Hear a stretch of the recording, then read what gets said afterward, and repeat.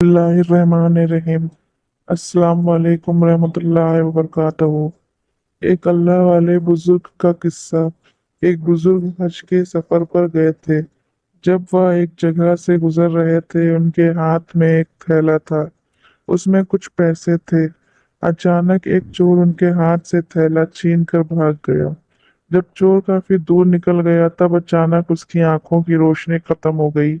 आंखों की रोशनी जाते देख उस चोर ने रोना शुरू कर दिया।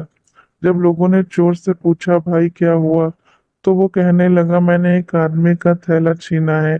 वह कोई बड़ा अल्लाह का करीबी बंदा लगता है। मेरी आंखों की रोशनी चली गई। खुदा के लिए मुझे उसके पास पहुंचा दो, ताकि मैं उससे माफी मांग सकूं। जब लोगों ने पूछा कि यह किस्सा कहाँ पेश आया, तो कहने लगा, फला नाई की दुकान के करीब पेश आया। लोग उसको उस दुकान पर ले गए और नाई से पूछा कि इस तरफ का कोई आदमी यहाँ से गुजरा है, आप उसे जानते हो?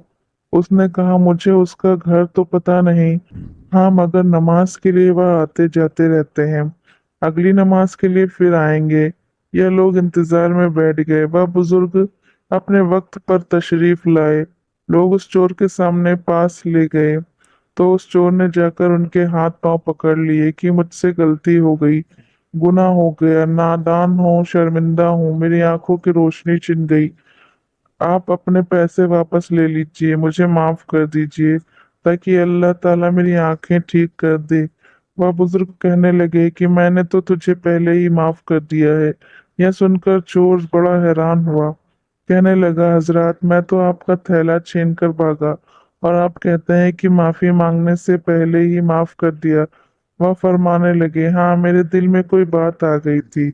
फरमाने लगे, मैंने एक हदीस पढ़ी जिसमें नबी अकरम सल्लल्लाहु अलैहि वसल्लम ने फरमाया कि कयामत के दिन जब मेरी उम्मत का हिसाब पेश किया जाएगा, तो मैं उस वक्त तक मीजान के करीब रहूंगा, जब तक मेरे आखिरी उम्मती का फैसला नहीं हो जाता। मेरे दिल में यह बात आई कि अगर मैंने इस चोर को माफ नहीं किया, तो कयामत के दिन यह मुकदमा पेश होगा, और जितनी देर मेरे मुकदमे का फैसला होने में लगेगी, अल्लाह के नबी सलाम को उतनी देर जन्नत से बाहर रहना पड़ेगा। इसलिए मैंने माफ कर दिया कि ना तो मुकदमा पेश होगा, ना ही मेरे महबूब को जन्नत में जाने में देर लगेगी।